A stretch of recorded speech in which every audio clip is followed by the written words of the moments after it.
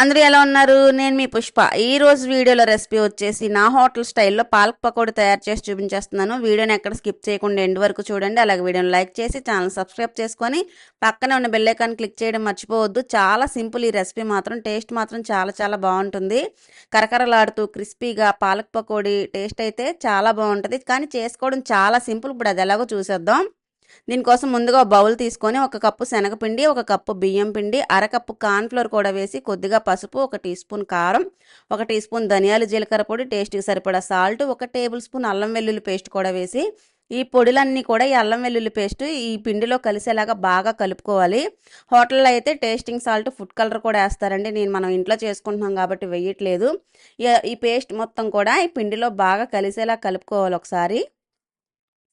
ఇదంతా కలుపుకున్న తర్వాత నేను ముందుగా 2 పాలకూర కట్టలు మీడియం సైజు శుభ్రంగా కడిగి కట్ చేసి పెట్టుకున్నాను. ఇప్పుడు అది వేస్తున్నాను పాలకూర.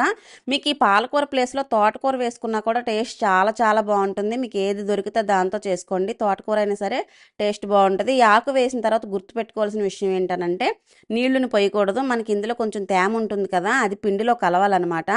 ముందు నీళ్లు పోస్తే పిండి లూజ్ అయిపోయి పకోడీ మనకి క్రిస్పీగా రాదు. నేను ఇలా కలిపిన తర్వాత మీకు చూపిస్తున్నాను కదా, చేతిలో కొంచెం కొంచెం నీళ్ళని పోసుకుంటూ పిండిని కొంచెం గట్టిగా కలుపుకోవాలంటే పొడి పొడిగా రాలాలన్నమాట. మీకు చూపిస్తాను చూడండి. ఇలా కలిపిన తర్వాత చేతితో ఇలా అంటుంటే పొడి పొడిగా రాలాలి.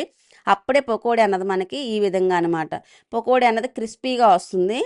ఇది పక్కన పెట్టేసుకొని డీప్ ఫ్రైకి సరిపడా ఆయిల్ పెట్టి ఆయిల్ హీట్ అయిన తర్వాత మనం కలుపుకున్న ఈ పకోడీ మిశ్రమాన్ని కొంచెం కొంచెంగా వేసుకొని ఆయిల్లో డీప్ ఫ్రై చేసుకోవాలి.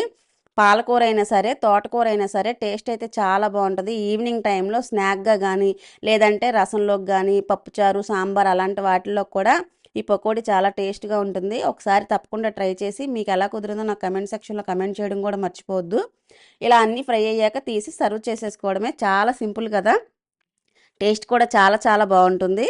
మీరు ఒకసారి ట్రై చేసి మీకు ఎలా కుదిరిందో నా కమెంట్ సెక్షన్లో కమెంట్ చేయండి. చూడండి ఎంత క్రిస్పీగా ఉందో విరిపి చూపిస్తున్నాను.